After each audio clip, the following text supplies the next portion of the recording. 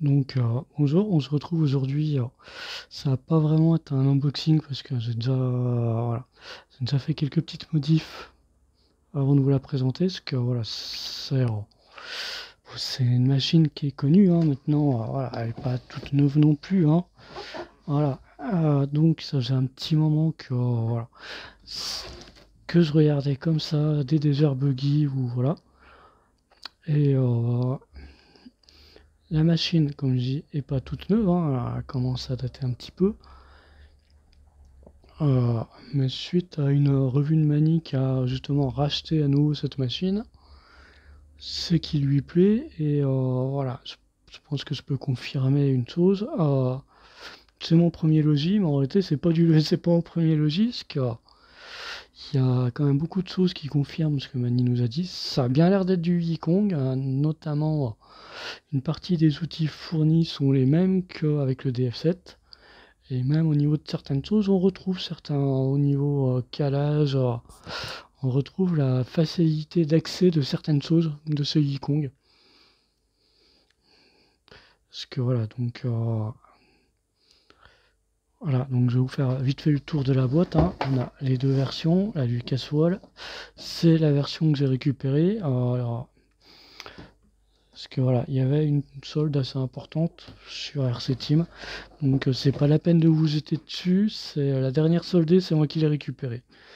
Donc voilà, je préfère vous le dire tout de suite, c'est pas la peine. Ah, il reste des Fox, mais c'était que les Lucas Wall qui étaient soldés. Les Fox étaient à 100 €. Ça fait cher pour du 1/10. Je trouve que de toute façon, je vais être franc avec vous, pour moi, Logis, c'est trop cher. J'attendais les nouveaux LMT, les Monster Truck LMT à 800 € le 1/10. Bon, même si c'est des gros 1/10, ils se les gardent. C'est bien trop cher. Et voilà, donc c'est la version avec, c'est bien la V2, hein, avec voilà, avec tout l'électronique Spectrum, la DX3 avec la VC. Voilà. Par contre, c'est une machine qui va très vite, mais je compte pas la rouler vite, je compte la rouler cool. Là, j'ai mis le pignon pour la rouler en 3S, mais je crois que voilà, je vais faire un essai, mais je vais la. Voilà, c'est la DX3 qui est la bride, mais je pense que je vais la rouler tranquille, hein, à 50-75%. D'ailleurs, c'est déjà ce que je fais avec le Yikong DF7. Hein. Je roule rarement à 100%. Voilà, il tourne entre 50 et 70 en moyenne. Donc ça fait des runs de 30-35 minutes, donc c'est cool. Voilà, ça permet de faire des runs sans trop se casser la tête. Surtout qu'à où je roule, c'est un petit peu, voilà, je roule dans un petit sous-bois où il y a un petit peu voilà, d'herbe, de gravier, où on a un peu tous les terrains, un petit peu tous les styles de terrain. Donc lui, je pense qu'il va rouler dans les mêmes conditions, mais il va rouler cool. Parce que comme je dis, c'est une machine qui peut aller très vite, mais qui est quand même ancienne, donc j'ai pas envie d'abîmer. Je sais que les cadences aux valises, mais je pense qu'une machine qui roule à 80 km/h, c'est normal. Que des cadences aux valises, je pense qu'ils sont pas faits pour rouler à cette vitesse. Je pense que voilà, c'est le genre de truc on fait un ou deux runs à cette vitesse et basta. On sait que le cerveau est pas top, donc voilà, je compte l'économiser aussi. Donc là, à l'AVC, bon, sur une 4 roues motrices, des air buggy, bah, j'en vois pas spécialement l'intérêt. On verra bien, hein, peut-être que. Parce que je suis pas non plus un grand pilote non plus, hein, mais. Donc c'est pas une machine que je compte rosser, hein, je compte à rouler tranquille, on va dire scale, parce qu'elle est très jolie. J'étais plutôt surpris par la taille. Elle est marquée 1/10, elle est quasiment de la taille d'un 8, mais c'est la mécanique 1/10. C'est que voilà, la transmission vaut le coup, ça vaut. C'est très joli. Moi, voilà, quand je l'ai déballé, j'ai trouvé vraiment la déco sympa. Donc, voilà, la Fox est sympa aussi, mais je la trouve un petit peu terne, donc au final, je préfère, voilà. Les Fox, ils en font des très jolis, mais pour le moment, il n'y a que ces Traxxas que j'ai trouvé vraiment belles, les Fox, Caro Fox. Ça fait 2 fois que j'ai l'occasion de prendre une Fox. Bon, bah là, elle était pas en promo, donc la Fox. Mais ça fait 2 fois que j'ai l'occasion de prendre. Et j'ai jamais pris la carrosserie Fox. La première fois, c'était pour l'Axia UTB 18, où j'ai pris la version noire. J'ai plus la marque, c'est très, je sais plus quoi. J'en suis d'ailleurs toujours assez content de cette machine, hein. C'est un petit crawler qui va très bien. Si vous voulez un petit crawler original qui passe un peu partout, il passe au même endroit que. Vraiment, il passe au même endroit que passe le SX10, donc voilà. Donc voilà, si vous voulez un petit crawler sympa, il est souvent en promo dans les 200 €. Vous pouvez y aller, hein. Il a quelques petits défauts comme le variateur qui bip, mais à côté, c'est une super machine. Donc voilà, là-dessus, vous pouvez y aller. Donc voilà, donc là, je vous ai montré la boîte, hein. Sur le côté, il y a juste de la publicité ou les coloris. Et après, c'est de la pub pour les batteries Spectrum et le chargeur Spectrum. Donc voilà, c'est juste une pub pour les batteries intelligentes. Voilà la machine. Donc qui est vraiment sympa. Je trouve qu'au niveau des couleurs, on est cool. On est sur un look scale. Voilà, avec les pilotes à l'intérieur. Bon bah c'est la planche d'élection habituelle, hein, avec le copilote qui est noyé dessous, mais voilà. Là, elle est un petit peu détaillée sur l'arrière. On a voilà. Parce que d'habitude elle est coupée juste là, mais bon. Donc voilà. Elle est beaucoup plus jolie en vrai qu'en photo. En petit défaut scale, bah ça, hein, les autocollants, ça c'est pas top. Ils auraient pu nous coller, surtout qu'ils les ont ces jeux, donc bon. Ils auraient pu nous les coller, donc là je vais passer en 3S, mais voilà, c'est juste par rapport au chaleur et c'est voilà, je pense que je vais le rouler bloqué à 50% en 3S. Parce que c'est vraiment une machine que je roule contrôler tranquille. Comme je vous dis, c'est une machine qui est en fin de vie, qui se fait plus beaucoup, qui se fait plus trop, mais qui apparemment est sympa à rouler, qui peut rouler très vite, mais comme je dis, c'est une machine qui, voilà. Et on sait que Logi, les pièces, c'est pas quoi, Logi, Horizon Hobby, les pièces, c'est pas toujours ça. Donc, qui a des petites fragilités, qui a des petits défauts, hein, voilà. Pour ça que je vous fais pas le unboxing direct, parce qu'il y a des petites choses que j'ai faites avant pour protéger la carrosserie. Voilà. Je comptais mettre une boîte radio, j'ai pas remis la main dessus, donc j'avais la boîte radio de l'Axial. J'ai pas remis la main dessus, donc je comptais la mettre dedans. Donc on trouvera une solution pour protéger le récepteur. Parce que voilà, je vais vous montrer, il y a quand même quelques. Voilà, c'est pas parfait. Il y a un petit peu de travail. Bon, il y a un travail, il y a du scotch, hein, déjà pour protéger, mais bon, tout ce qui est un petit peu réaliste avec le DF7, fallait pareil, hein. Il a fallu mettre du scotch à certains endroits pour pas que les roues viennent abîmer la carrosserie. Et je pense que même au niveau des épaisseurs, on est. Voilà. Je pense qu'on est vraiment sur du Yikong. J'aimerais bien voir la version réellement Yikong de cette machine, avec l'électronique qu'ils nous proposent, et voilà. Parce qu'on sait que, par exemple, sur les crawlers Yikong, ceux qui ont été longtemps rebadgés par Yapshima, j'ai plus le nom, hein. Pas Yucatan, la version en dessous. Il y a des petits problèmes de diff, mais voilà, à côté, ils faisaient vraiment des belles machines. Aujourd'hui, on sait que c'est au point.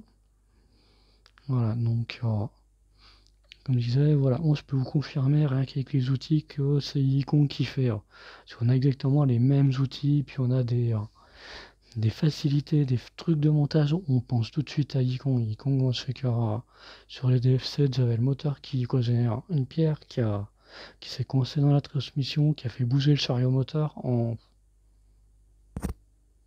1 minute et demie, c'était réglé.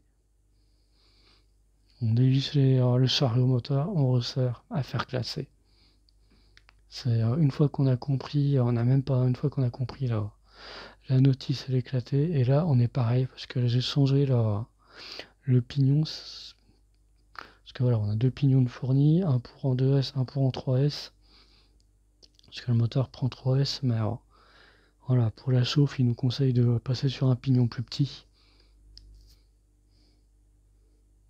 Donc voilà, moi c'est ce que j'ai fait pour rouler en 2S et 3S. Donc voilà, comme je vous dis, moi je compte pas, c'est pas une voiture que je compte, c'est je compte à rouler tranquille.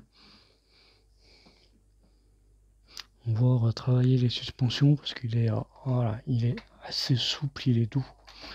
Il est assez agréable comme ça. C'est que beaucoup, voilà, j'ai essayé hier, puis finalement ça me convenait pas. Avec les batteries à l'intérieur, c'était pas top. Mais, je trouve que d'origine, on verra, hein, peut-être après l'avoir roulé, je serais peut-être pas tout à fait d'accord avec ça. Donc voilà, il y a quand même quelques petites choses à faire avant de sortir avec le véhicule. Donc moi, vu les chaleurs, j'ai mis directement le pignon plus petit, même pour le rouler en 2S. Quitte à après, voilà, je vais vous montrer les 2-3 petits trucs. Donc voilà, j'ai protégé une partie de la carrosserie, parce qu'il y a des endroits ça va frotter, la peinture va se barrer. D'ailleurs d'origine ça se voyait, voilà, la boîte dans le carton, bon là ça se voit plus mais il y avait un petit trou sur l'avant, tiens bah si, ça se voit encore, voilà, ici ça, on voit un petit peu à travers.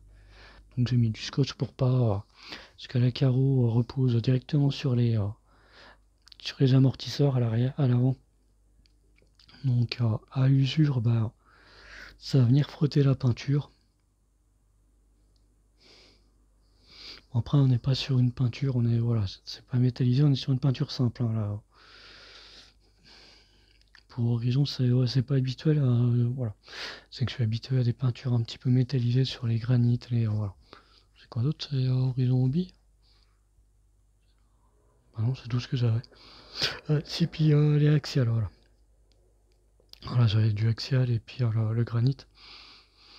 Voilà, tous mes petits crawlers, tous les crawlers axiales que j'ai. Donc voilà, on est toujours sur des peintures un peu métallisées, un petit peu flashy. Et là on est sur une peinture, voilà, standard, mais voilà, quand ça s'abîme, voilà, c'est quand même moins cool. Donc voilà, le véhicule est quand même assez grand, hein. C'est du 1/10, mais on est quasiment sur un buggy 1.8. Donc voilà. Mais comme je disais, mécanique 1.10, donc attention, rouler 80 km/h du 1/10, je pense que c'est pas le genre de truc à faire. Comme dit, Yikong en 6S, il le prend, voilà, DF7 en 6S, il n'y a aucun souci, donc voilà. Mais c'est une machine qui est faite pour la Yikong, ils nous la fournissent pour la rouler en 2S. Là, je l'ai passé pour, oui, rouler 3S tranquille, mais c'est à cause des températures qu'on a actuellement. Voilà, voilà, je compte pas le rouler, la radio est déjà bridée, voilà. Je vous montre, bon, c'est la DX3, hein. La radio, j'ai déjà bridé à 50. Je compte pas la rouler, voilà, 75 max. C'est pas un véhicule que je compte rosser. Je roulerai pas comme je roule le granit. Et peut-être même un peu moins violent que le DF7. Que je roule plutôt tranquille, mais que je roule entre 55 et 70% sur le TH Stream. Ce que vous jouez, c'est largement suffisant. Au-delà, il devient difficile à conduire et là, faut la laisser. Donc, et l'AVC tue les cerveaux, donc on sait que sur ce modèle-là, le cerveau est pas top. Donc autant le préserver le plus longtemps possible. J'ai pas l'intention, donc on va ouvrir la bête, qui est quand même, voilà, on est quand même sur quelque chose de bien fait. On a les attaches qui sont fournies avec. pour ça que moi je pense que c'est du Wikong, donc voilà. Donc un petit défaut, on a ceci qui est pas protégé. On peut dire qu'on a le bouton, mais bon, je pense qu'ils l'ont un petit peu changé. Ce que j'ai eu sur les premières versions, il n'était pas monté comme ça. Donc comme je vous dis, voilà, j'ai commencé à protéger.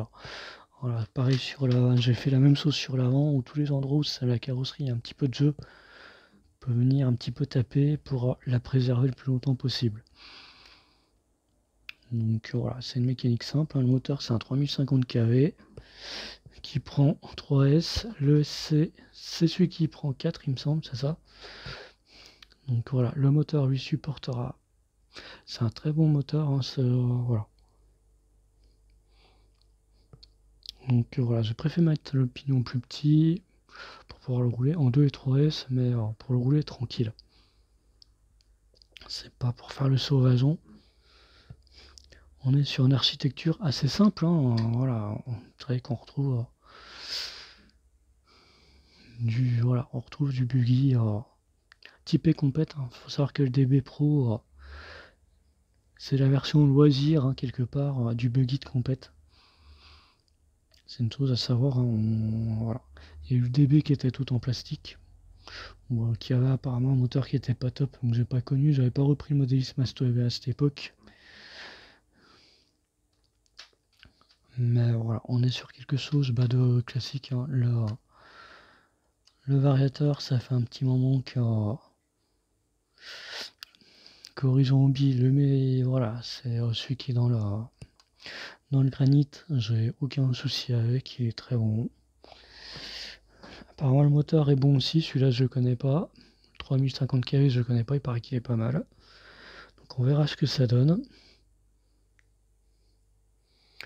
Voilà, on a une petite barre de LED à l'avant qui est pas protégée, mais je vois sur le DF7 c'est pareil, elle est pas protégée, donc ça pose pas de soucis.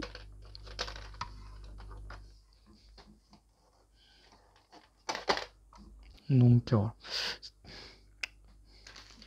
Donc, comme je vous disais, la radio c'est la DX3 qui est très bien, c'est celle que j'ai avec mon Axial ACI Zen-10-3, donc voilà. Là il y a juste que sur celui-là c'est la l'AVC à la place du débattement, c'est tout. J'ai regardé niveau débattement, on est pas mal au niveau d'origine. Donc après on va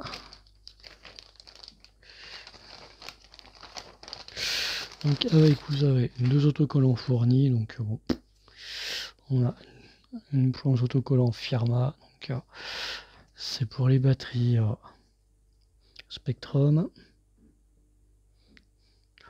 Juste l'autocollant Logi en gros. Donc chose à savoir, ils vous fournissent un pignon supplémentaire.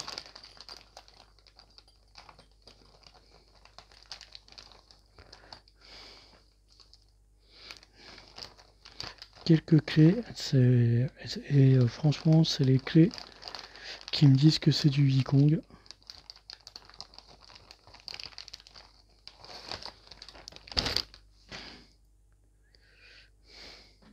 Parce que les clés, ceux qui ont un Wikong DF7 les reconnaîtront tout de suite. Là on n'a pas les 4, hein, on en a que 3, mais on connaîtra tout de suite les clés Wikong, hein, qui sont d'assez bonne qualité d'ailleurs. Bon, c'est pas du Facom, hein, mais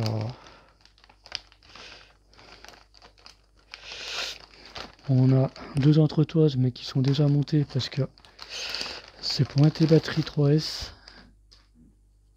On a une petite clé, mais voilà, la clé est en plastique, donc ça par contre sans plus. Ça, on a deux vis pour les entretoises. Voilà, dans le sachet, on a tout ce qu'il faut pour monter le deuxième pignon. Ça, c'était le pignon qui était dessus d'origine. Ah oui, bah je vais vous montrer. Il y en a pour changer le pignon, il y en a pour même pas 2 minutes. C'est accessible. Voilà, là que je l'ai pas fermé, je vais vous le montrer quand même. Après, je vais vous montrer vite fait la notice, mais voilà.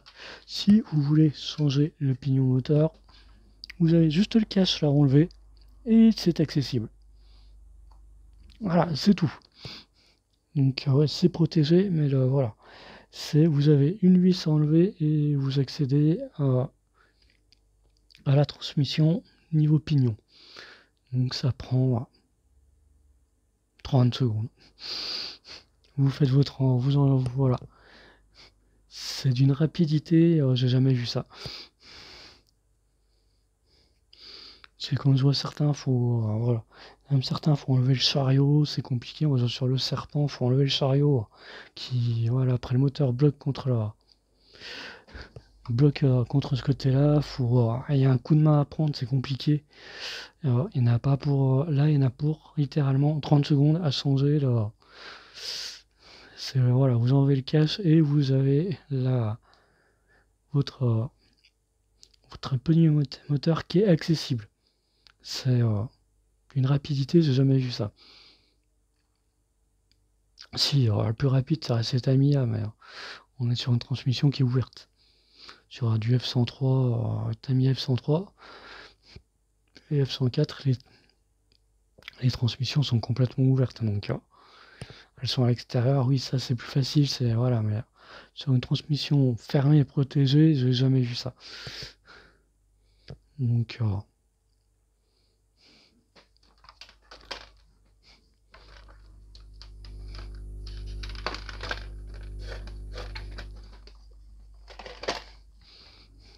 voilà. Ça se voit que c'est quand même un véhicule qui est un dérivé de compétition qui est passé en loisir. Mais il y a des choses qui restent, voilà, comme je vous dis, il a changé le pignon de transmission en 30 secondes, j'exagère un peu, mais en même pas 2 minutes, c'est vraiment le temps que j'ai mis. Voilà, j'ai pris une feuille de papier pour faire mon entredon, à faire classer quoi. En réalité, j'ai dû mettre plus de temps à vérifier mon entredent qu'à démonter, à changer mon pignon. Et c'est juste parce que je suis un petit peu tatillon pour les. Donc voilà. Donc sur la notice, j'ai commencé à l'envers comme je suis gaucher. On a un plan éclaté qui est plutôt clair. Donc voilà. Ça reste un plan éclaté, la liste des pièces. Voilà, et après, donc sur la notice, je vous montre quand même vite fait les fonctions. Ouais, par contre, ouais, ouais, ça faut que, il y a quand même petite chose à faire aussi. Donc voilà, mon véhicule électronique résistant, étanche, c'est éclaboussure, hein. Donc voilà, donc là il nous explique si on veut monter la batterie 3S. On a deux autres 3S qui sont fournis, donc j'ai déjà monté. Donc voilà, ça va vite. Le calibrage récepteur. Voilà. Le tableau de programmation, j'ai mis une Obi-Wan dessus. L'Obi-Wan, c'est pas. Il n'a pas reconnu, il n'a pas voulu, donc il a fallu faire une programmation au bip. Donc voilà, ça a été un peu galère. Et voilà, c'est l'autre défaut que je peux donner dessus. Cellule à 3 volts, donc ça a changé, hein. Mettez à 3 volts 4 si vous voulez pas cramer vos batteries. Donc voilà, en plus il vous explique comment faire votre entredent, c'est voilà, pas compliqué, il n'y a même pas besoin d'enlever le moteur, hein. Comme je vous disais, vous avez juste un cache qui vient ici, voilà, le cache qui est au-dessus, et vous avez toute la partie qui est accessible. Donc voilà, vous avez juste à régler votre moteur, et après on passe sur l'onglet. Donc voilà. Donc notice, il n'y a pas grand chose, mais c'est clair. Donc les loulous, moi je vous quitte là-dessus. Donc voilà, c'est une voiture plutôt sympathique, hein, qui a un joli petit look de bande désert buggy, hein. Par contre, si elle vous tente, voilà, savoir que c'est du logis, c'est un véhicule qui est en fin de vie. Donc voilà, c'est un véhicule dont il faudra prendre très soin, parce que les pièces, ça risque d'être compliqué. Après, il y a peut-être moyen de toujours arranger, mais bon, on bricole un petit peu. Donc on est sur un véhicule typé quoi? Sur un dixième typé compétition passé loisir. On a le châssis Ali, le châssis alu. Hein, d'ailleurs, voilà, on voit bien tous les renforts qu'on a sur les modèles compétition. Donc je reconnais sur le Serpent qu'on avait, que c'est sur le Pro que j'avais pas sur le RTR. On est sur les amortisseurs alu Big Bore, donc un gros volume. Réglé plutôt souple. Hein. Donc voilà, on est sur quelque chose d'assez simple. On sait que la transmission vaut le coup. Les cardans ont tendance à s'ovaliser, donc attention. Mais comme je disais, cardan 80 km/h de pointe.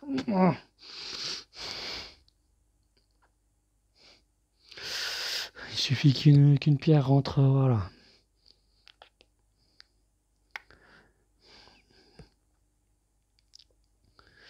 D'ailleurs, voilà, les cardans, c'est que sur le Serpent, un buggy, voilà, il s'ovalise pas, mais on est sur, voilà, on est sur du 1/8, on est sur du matériau un petit peu plus, voilà, c'est les couleurs un peu cuivrées, c'est pas quelle matière c'est, mais on sait que ceux-là ils bougent pas. Les noirs, c'est pas la même chose suivant où ils sont fabriqués. Voilà, on sait que, voilà, comme je vous dis, on sait que c'est du Yikong. Ouais, il y a beaucoup de faisceaux d'indices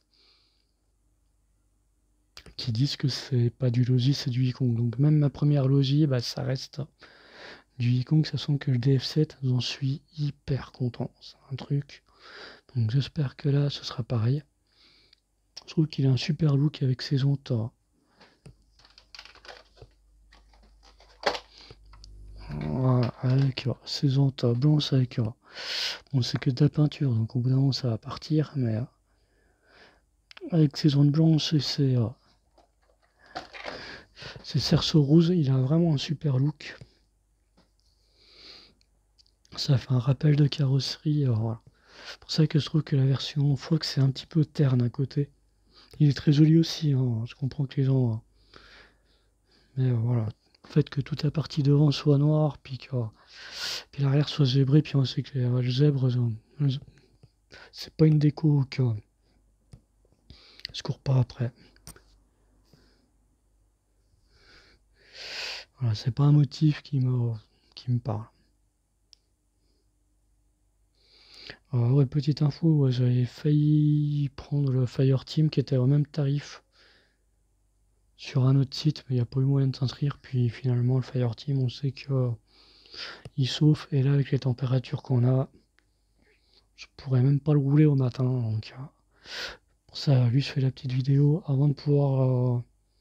Là, qu'il est tout beau, qu'il est tout neuf, qu'il est tout propre. Je pense que demain matin, vu les chaleurs qu'il fait, je me lève tôt en ce moment. Donc, je pense que je vais aller le rouler. Ce serait peut-être un pack, voilà, en 3S pour voir à peu près ce que ça donne, quoi. Peut-être pas un pack, mais voir le comportement qu'il a, voilà. J'ai vu quelques vidéos, moi ça a l'air un petit peu trop violent pour moi. Donc je pense que comme je dis, moi j'ai envie de le rouler cool, j'ai envie de le préserver.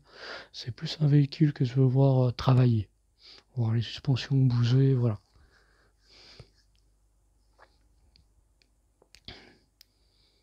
C'est plus un véhicule que je prends comme un scale, hein, voilà.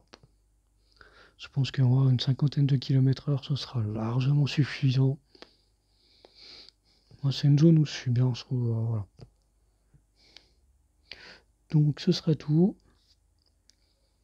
Oui, c'est vrai que j'avais dit que ça va être une vidéo Lego technique, mais j'ai fait les sols, donc je suis tombé sur celui-là. Je pense qu'entre lui et le Fireteam, voilà. Je pense que je ferai, voilà, il y a moyen de faire beaucoup plus de packs avec lui que le Fireteam. Je pense qu'il y a peut-être moyen d'enchaîner, pas en ce moment avec les températures. Je pense qu'il y a avoir deux voitures dans le coffre. Et alterner entre les deux, je pense que ce serait le bon compromis.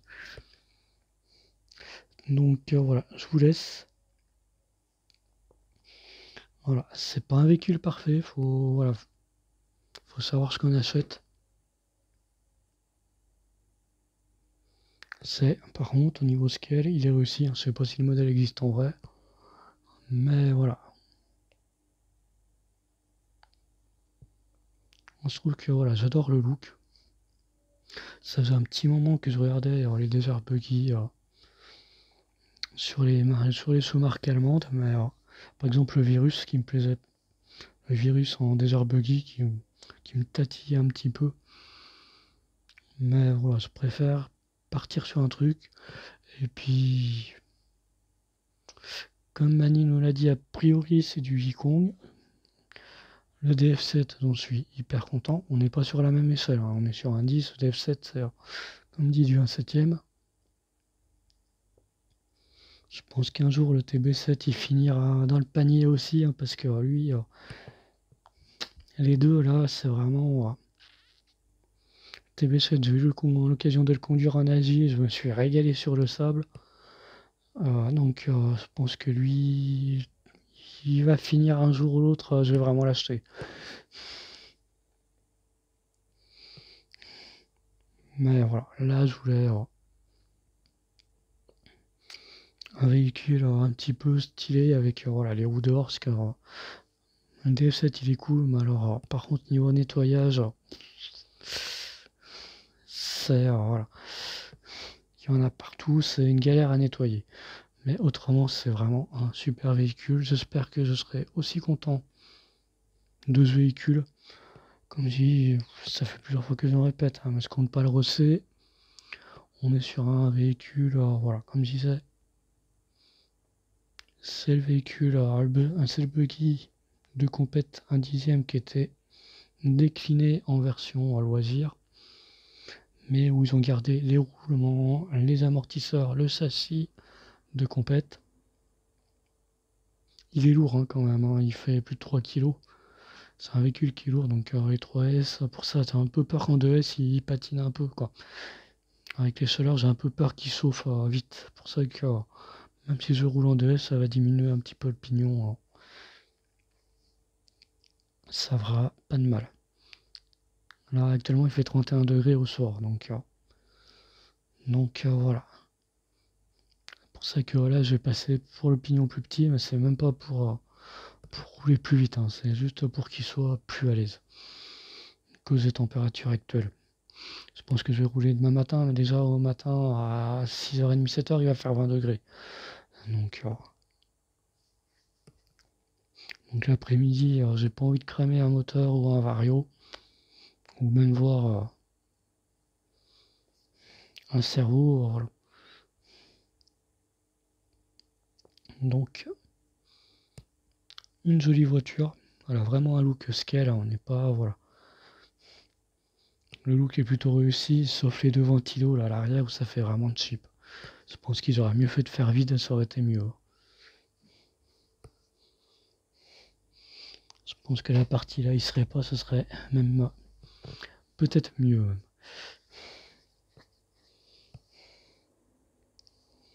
Donc voilà. Par ça, sur le look extérieur, il n'y a pas grand chose, hein. Sur le look, il a un super look. Voilà. Quelques petites choses à faire avant de partir rouler avec.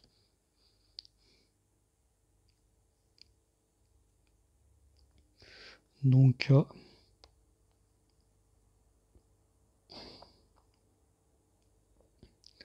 voilà, un petit Desert Buggy Scale. De ces logis, mais qui ont été a priori FSC Yikong.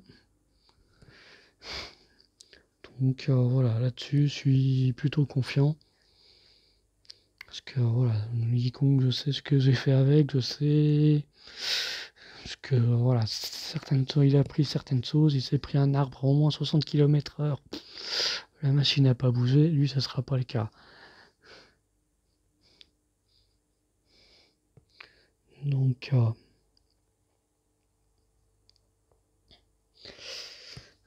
c'est tout pour ce soir. Et puis voilà, c'est que je vous avais dit que normalement c'était du Lego technique, mais j'ai fait les soldes et j'ai craqué sur lui. Je pense que le choix était bon, j'avais le choix entre lui ou le Fireteam. Je sais qu'on n'est pas sur la même échelle, mais les deux étaient au même tarif. J'avais trouvé sur un site à 419 €, mais avec les frais, et puis voilà, c'est un site sur lequel j'avais jamais commandé, mais qui est connu, qui est dans ma région en plus, mais j'ai jamais pu m'inscrire sur son site, donc tant pis pour lui. Et, euh, et lui sur RC Team, donc les deux étaient au même tarif. Et en cherchant un petit peu, bah voilà, j'ai vu que Mani se l'était racheté, donc je me suis dit, si Mani rachète un véhicule, c'est que le véhicule lui plaît, il n'est pas du genre à acheter des véhicules qui lui plaisent pas, ou d'où il était pas content. Donc, c'est un peu ce qui a, voilà, validé mon choix, puis en regardant, là, maintenant que je l'ai, on retrouve bien des trucs qui sont quand même très typés compète, même s'il est même si c'est un véhicule de loisir, il est quand même assez typé compète. Donc je pense que voilà, en mettant des pneus typés compète, virant là et virer, peut-être pas la cage, mais virer l'intérieur, je pense qu'on a un véhicule qui est vite compétitif en un dixième. Malgré son poids, voilà, pour ça, il faut enlever quelques petites choses pour un véhicule assez compétitif. Comme s'il a déjà de série en 3S, on est à 80 km/h. C'est violent quand même. Sachant qu'en plus, il a tendance à lever de l'avant avec le ballonnage et tout. Donc voilà, c'est quand même un véhicule qui peut être assez violent, assez compétitif, tout en étant loisir. Donc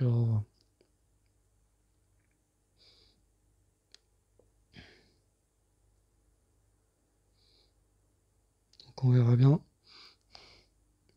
C'est dommage, je suis plus en club. J'aurais été en club, j'aurais bien emmené pour voir ce qu'il valait, mais le circuit où j'allais, j'aurais arrêté parce qu'il était un circuit loisir, mais le circuit était bien trop dur.